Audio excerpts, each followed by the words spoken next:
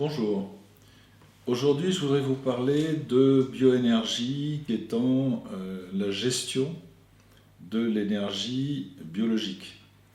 Donc la bioénergie s'adresse au règne animal, les humains mais aussi les animaux. L'Occident, certes, s'intéresse surtout au corps matière et s'intéresse surtout aux molécules qui constituent les cellules et aux organes constitués de cellules, et aux organismes qui sont un assemblage des différents organes et tissus. La bioénergie, elle, s'intéresse au fonctionnement énergétique du corps humain. Et tandis que l'Occident met l'accent sur l'importance du glucose et du cycle de Krebs, il est clair que ça n'est pas la seule source d'énergie électrique du corps humain. Tous les anciens, sur tous les continents, savent que l'énergie contenue dans l'air, du fait des échanges entre le rayonnement solaire, le rayonnement cosmique et le rayonnement tellurique qui monte du globe, sont des énergies nourricières.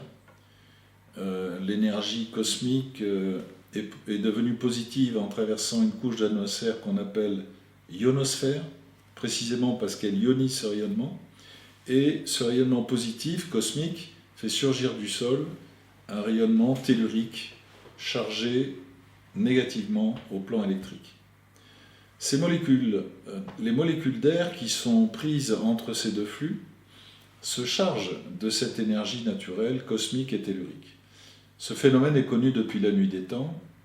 Il est appelé Chi en Chine, Ki au Japon, Ka en Égypte ancienne, Prana en Inde, Mana en Polynésie, ou bien encore éther chez nos anciens qui disaient qu'à la mort, le corps éthérique, entendez le corps énergie, se dissout dans l'éther, c'est-à-dire que l'énergie du corps énergétique s'éparpille dans l'atmosphère ambiante. Il est clair que le sucre n'explique pas tout. Par exemple, le guépard est un animal, c'est le plus rapide du globe, il court à 112 km/h, il n'a jamais mangé de sucre. On ne peut pas dire que les Esquimaux ne mangent que des poissons et des ours diabétiques. Les Esquimaux existent depuis des siècles et n'ont jamais eu de sucre jusqu'à une époque récente. Ça ne les a pas empêchés d'exister, de bouger, de réfléchir et de s'adapter et de survivre. Donc le sucre a une importance relative et ça n'est pas la seule source d'énergie du corps. Il faut bien comprendre qu'un individu est composé, comme le dit la tradition depuis des millénaires et sur tous les continents, un être humain est composé d'un corps, d'une âme et d'un esprit. Alors même si l'âme et l'esprit, depuis le concile de Nicée en 325, sont devenus un petit peu synonymes, parce qu'en fait on a considéré que l'esprit c'était l'esprit de Dieu, Sanctus Spiritus, et donc il restait le mot âme, qui est devenu finalement un mot fourre-tout, dans lequel on a mélangé allègrement l'âme et l'esprit.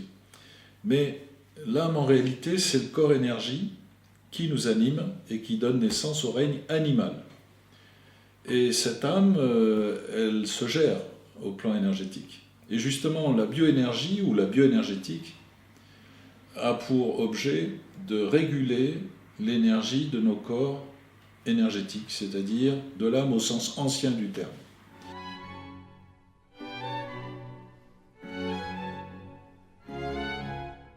Alors les Chinois l'ont parfaitement compris puisqu'ils ont mis au point la médecine traditionnelle chinoise qui a donné naissance à l'acupuncture.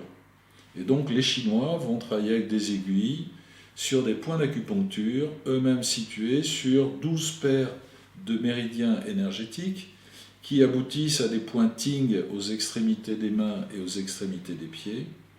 Et en plantant des petites aiguilles sur ces points stratégiques, ils arrivent à rééquilibrer le corps énergétique d'un individu.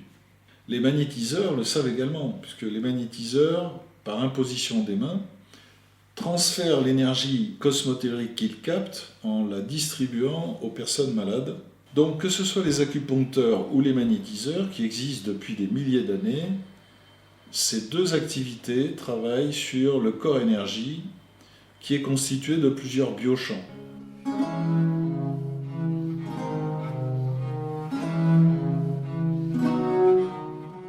biochants ne sont pas des poupées russes, ce sont des enveloppes pleines dans lesquelles baigne le corps matière et sur lesquelles les bioénergéticiens d'aujourd'hui travaillent à l'antenne de l'échelle sur différentes longueurs d'onde qui leur permettent de localiser dans l'espace les biochamps, et dans le cas où ces biochamps sont déformés, recentrer ces biochamps en travaillant sur les méridiens énergétiques dont je viens de parler.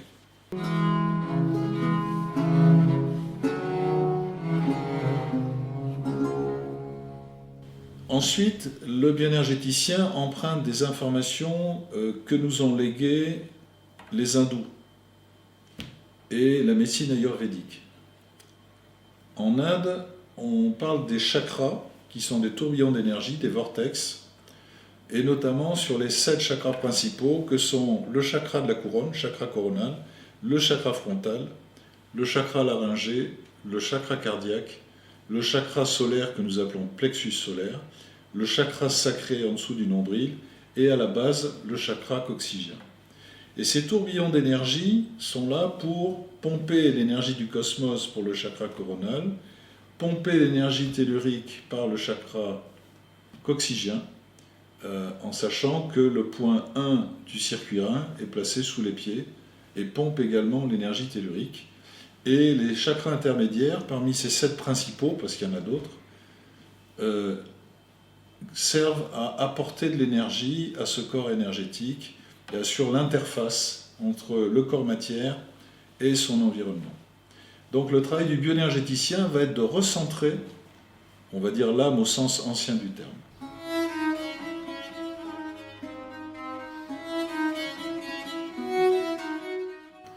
Ensuite, il y a l'esprit. Alors, l'esprit, évidemment, pour un occidental, ça a trait à l'humour. On dirait une personne a beaucoup d'esprit. Ou à l'intelligence, on va dire. C'est un esprit fin. Mais la réalité est différente. En tout cas, si on remonte avant le concile de Nicée en 325, qui avait débouché sur le credo. Et ensuite la traduction de la Bible en latin par Jérôme, qui était embêté parce qu'il trouvait à chaque fois corps, âme, esprit, que ce soit en hébreu, en araméen, en grec, et ces 3 mots étaient traduits par 2 mots seulement, corps et âme. Et donc on a fait un amalgame depuis le IVe siècle entre l'âme qui nous anime et l'esprit qui sous-tend la forme, comme le disaient les anciens. Et nous observons à l'antenne de l'échelle que nous arrivons à buter sur l'enveloppe spirituelle qu'Alan Kardec, le père du spiritisme, appelait le périsprit.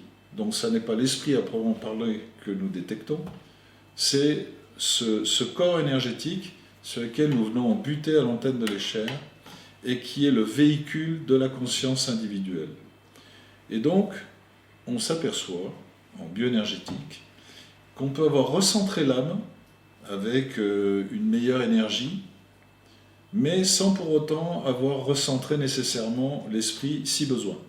Dans ces cas-là, l'esprit, ou tout au moins le périsprit, ne se situe pas dans le corps matière, mais décalé sur le côté, notamment à la suite de la consommation de drogue, d'alcool et d'autres excès.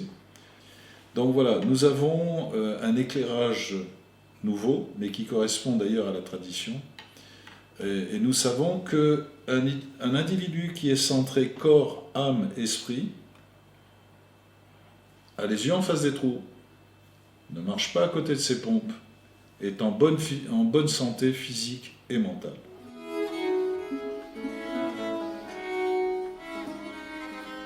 Le rôle du bioénergéticien, c'est de venir en complément de la médecine médicinale occidentale, qui elle s'occupe surtout du corps matière, en s'occupant de ce qui n'est pas pris en charge par la médecine occidentale, à savoir l'âme dans un premier temps et le périsprit dans un deuxième temps. Merci pour votre attention.